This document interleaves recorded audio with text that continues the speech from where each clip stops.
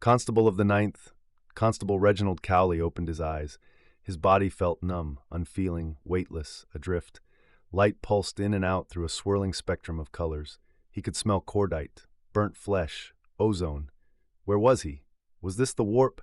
Had he died and slipped into that dream realm drunken voidsmen whispered about between watches? Was he about to be eaten by a daemon? Pain came roaring back. He let out a groan.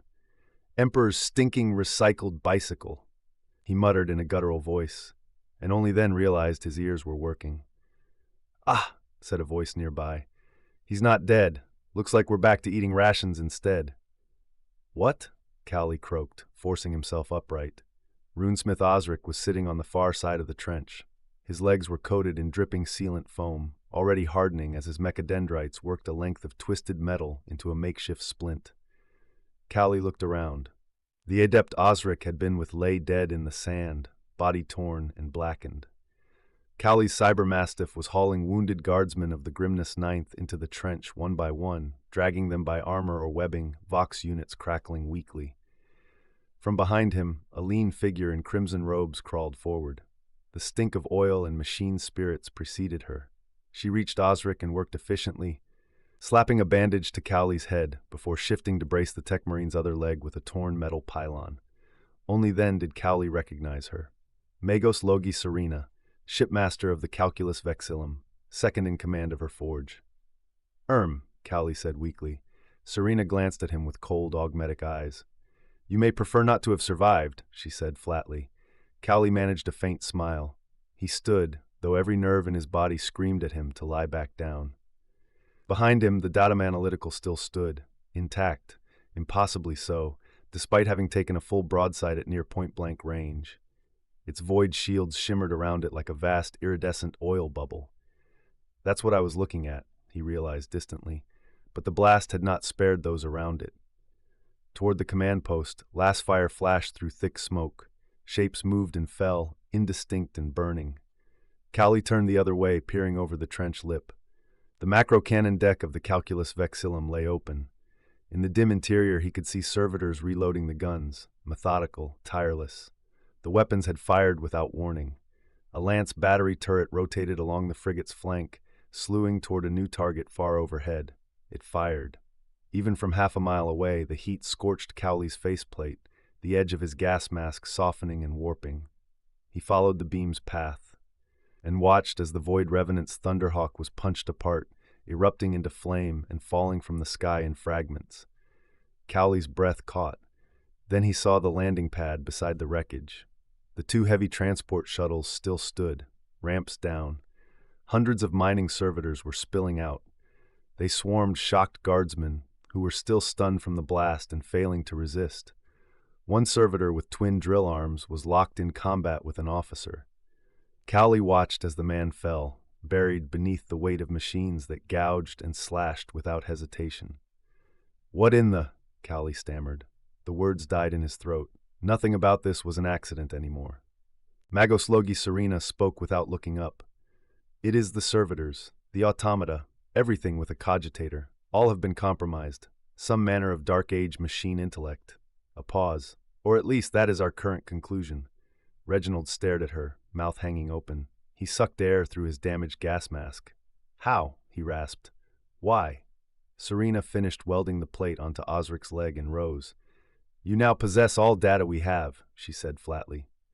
"In conjecture only, the intellect has subsumed the Calculus Vexillum and all servitors of Grimness and Forge World Incoloris. Constructs of Nitwirtha appear unaffected." Osric pushed himself upright, clearly in pain, balancing awkwardly. "That would be the blinding circuit," he said. "A machine blessing Lady Voratrix introduced across our systems." Reginald blinked. "So, what do we do?" Serena met his gaze. "The renegade machine mind controls the most powerful vessel planetside. We withdraw at a minimum safe distance, consolidate our forces, and then destroy it." Reginald nodded slowly. "Run away. Good plan." He drew his shotgun and whistled sharply for his cybermastiff. Serena frowned.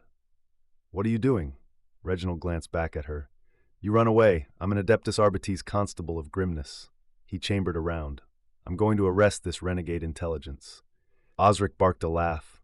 "On what charge, you fool?" Reginald secured his emergency rebreather and tightened his helmet strap. "Theft of an Imperial starship," he said calmly. "Inappropriate use of a servitor outside its designated function." Then, after a beat, and impersonating the Omnissiah. Osric and Serena watched him climb over the trench parapet. Osric shook his head. "There's something wrong with that lad." They both climbed out in the opposite direction. Reginald stumbled as he reached ground level, realizing the thing he had almost tripped over was one of the Grimness 9th Guardsmen. Dead. He pushed on. A group of guardsmen ran past him in the opposite direction. "What are you doing?" he shouted. One, a corporal, stopped, looking back with wide, terrified eyes. "The servitors," he gasped. "The brass heads have gone mad. They killed our officer." Reginald nodded. "Fine, come with me." The corporal swallowed, gripping his rifle the wrong way around. "You mad, mate?" he said. He pointed upward at the vast bulk of the Calculus Vexillum, still cycling its guns for a second salvo. "That's a bloody frigate. It's going to blast us straight into the afterlife, and we don't answer to you. We're guard. You're just a constable." Reginald grabbed the man by the collar and hauled him close. "That ship," he said, pointing up at the towering hull above them, "is too close to hit us with its main guns. So it's someone else's problem." He pointed again, this time toward the Datum Analytical. "And that ship is still intact." As if in answer, the point defense weapons along the Datum Analytical's hull opened fire. At this range, the assault cannons and autocannons barely scratched the armored hide of the massive warship, but rounds poured through the open gun deck ports. Inside, servitors were torn apart as shells detonated. One macro cannon exploded, its barrel shearing loose and tumbling from the hull in a cascade of plasma fire before slamming into the ground below. Reginald tightened his grip on the corporal. "And in this crisis, I am deputizing you. You are now acting constables of the Trinova Constabulary." He released the man and turned away. "I am your superior officer. Now follow me." The guardsmen exchanged looks. Behind them, the cybermastiff growled low and hungry. That decided it. They broke into a run after Constable Reginald Cowley. Constable Briggs hauled himself upright. The macro round had struck the outer edge of the command post. Every guardsman on that side had been reduced to carbonized skeletons on impact. Others staggered about with that slack, stunned gait you saw half an hour after the taverns emptied. He spotted the commissar lying nearby and moved to pull him up, then realized the man was dead, a shard of metal buried deep in his side. From beneath the wreckage, Major Bartholomew spat out sand. With visible effort, Briggs helped drag him clear. It was obvious then, the commissar had taken the blast shielding the major. Bartholomew took a breath and looked around. "Grim business," he said, in a tone that made it clear this was far from his first time in such circumstances. "The Calculus Vexillum fired on us, sir," a trooper shouted, clutching a rag to his face. "She's reloading," another yelled. Briggs followed their gaze, first to the looming frigate, then to the shuttle landing ground where the Void Revenants dropship burned fiercely. Beyond that, he saw them. The servitors were advancing, a mass of blades, drills, cutting tools, and industrial appendages, their movements jerky but relentless.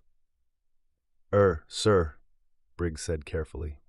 Bartholomew reached up and pulled his cap back into place. "Right then," he said, "those brass heads are heading for the Datum Analytical. We can't do anything about a ship that size, but we can protect the other one." He drew his sword. "Grimness 9th, on me!" And with that, he led what few troops remained toward the explorator ship's boarding ramp. They made a shambling run for the ramp. The two Skitarii guarding it were taking long, measured shots at the approaching servitor mob. Major Bartholomew shouted, "Right then, 2 ranks, mark your targets." Constable Briggs did not join them. He scrambled for high ground, climbing onto a pile of storage crates. There he settled his rifle, steadying it against the metal. As he sighted in, he glanced across the field. Barely 20 men of the 9th stood in 2 ragged ranks. He shook his head. They didn't stand a chance. There were nearly 1,000 servitors. "Fire!" Bartholomew shouted. Last round snapped out. Servitors slammed backward under the impact, but servitors don't feel pain. Hit one in the arm, it ignored it. Hit one in the leg, it simply limped on. Briggs took aim, lining up the servitor with a saw blade for an arm. He fired. The servitor's head snapped back, then leveled again. A deep dent punched into its skull. Briggs swore under his breath. They were called brass heads for a reason. His hand trembled as he reloaded. A horde of servitors armed with blades, drills, and cutting tools was marching straight toward him. No, that wasn't it. He was back on the beat in Trinova. This was just a food riot, just another night shift gone wrong. Not mad, dismembering servitors. Right, breathe. 70 yards. That was the top of Queensway, the road down from the old palace. He fired. A servitor fell. Second shot, ricocheted off a shovel-bladed arm. Reload, aim. 65 yards, the paper booth where you picked up the Trinova Times hot off the press, ideal for the down-and-outs in winter. Crack, servitor down. Reload. Second shot wide. He needed to calm down, breathe. 60 yards. The front of Mrs. Carlberg's irradiated vegetable store on contract from Nitwortha. Crack, miss. Damn, crack, servitor down. 55 yards, the alley leading to the printworks, nicknamed Tuppenny Alley for reasons the watch sergeant had never explained. Crack, servitor down, crack, another fell. That's more like it, 50 yards. Left side of Barley's Butchers, purveyor of suspicious meat products. The sign outside promised mostly animal. From there to Captain Durable's boot shop, selling off-counter Rennick boots for the fearless and the faithful, guaranteed for one winner only. He dropped 6 more servitors. "Fix bayonets," Major Bartholomew shouted. Briggs reached into his pouch. 1 cartridge left. He slotted it into his rifle and took aim. 2 servitors reared up from the side. He had been so concentrated on the horde ahead that he had lost his situational awareness. He was a sniper with no spotter and 1 round of ammunition left. He rolled as a shovel smashed into the crate he had been standing on. He leveled the rifle and fired. The shot ricocheted off the servitor's metal arm. It swung again. He fell backward. "Emperor!" he shouted. A cyber mastiff launched itself into the servitor, iron jaws driven by hydraulics tearing into flesh and metal alike. Constable Reginald Cowley strode past. "Laying down on the job again, Briggs?" he called dryly. Briggs hauled himself upright, slinging his rifle and drawing his Arbeit's bolt pistol. A group of guardsmen rushed past, led by a corporal. With them were 24 Adeptus Mechanicus adepts and wounded personnel being herded up the ship's boarding ramp. Reginald took position in the firing line and unleashed his shotgun in rapid succession. The front rank of servitors was hit by riot foam rounds, bodies locking together in hardened adhesive as they fell. Others clambered over them, crushing their own kind as the defenders opened fire again. A plasma blast cut through the smoke, obliterating a cluster of servitors in a wash of blue-white fire. Serena and Osric emerged from the flank.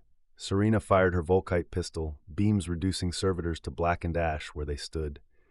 Briggs glanced around, a grin splitting his soot-smeared face. He raised his pistol and fired. They were going to make it. Behind him, the calculus vexillum exploded. The ground screamed. The blast came rushing along the surface like a living thing, a wall of compressed fire and screaming air that flattened sandbags and tore loose plating as if the world itself were being peeled open. Osric reacted without thought. He seized Serena and Major Bartholomew, hurling them bodily up onto the gantry as the refractor field around him flared into violent life. The energy shimmer snapped outward, a crackling dome that wrapped itself around the guardsmen nearest him. Men were thrown from their feet, slamming into one another as the shield caught the worst of the shock, howling under the strain. Reginald Cowley dove, dragging Briggs down with him as the blast wave hit. The cybermastiff landed hard atop them both, its mass crushing the breath from their lungs as it automatically deployed countermeasures, riot foam erupting from its flank canisters, spraying over bodies, weapons, armor, sealing them together in a hardened cocoon. The world became noise. The shockwave rolled through the servitors first. Those closest were simply erased, flesh flash-seared from bone, augmetics glowing white-hot before sloughing away. Others stood rigid as their meat burned off in seconds, screaming binary fragments as skin charred, muscle boiled, and metal glowed. Some remained upright even as they died, skeletal frames blackened and glowing, machine logic still driving limbs that no longer had flesh to obey. Further out, guardsmen caught beyond the twin shields were lifted and hurled like debris, bodies snapping, armor peeling open, las guns torn from hands and scattered into the smoke. In the distance, the two transport shuttles, ramps still down, servitors still pouring out, detonated as one. Their reactors breached catastrophically, plasma engulfing the landing pad in a sun-bright bloom. Servitors vanished mid-step, reduced to silhouettes burned into the ground before even those faded. The datum analytical shook violently. Its landing struts groaned as the ship lurched, void shields flaring in violent oil-slick colors, violet, emerald, burning gold as the field absorbed what it could. The air screamed as the shield array overloaded. Then it popped. The shields failed with a thunderclap, the energy collapsing inward and vanishing in a cascade of lightning that danced across the hull. At that exact moment, a colossal section of the Calculus Vexillum's dorsal spine, torn free by internal detonation, came crashing down toward the datum analytical. The fragment was cathedral-sized, a mass of armor, macro cannon housing, and burning wreckage. It struck the spine of the survey ship and vanished. The moment of impact tore open reality itself. The wreckage folded, stretched, and was pulled screaming into the warp, dragged through a bleeding wound in space that snapped shut an instant later, leaving nothing but scorched air and silence behind. Then the sound came back. Screams, fires, cracking metal, and the knowledge, settling cold and heavy over the battlefield, that something ancient and terrible had just brushed reality and taken a piece of it with it.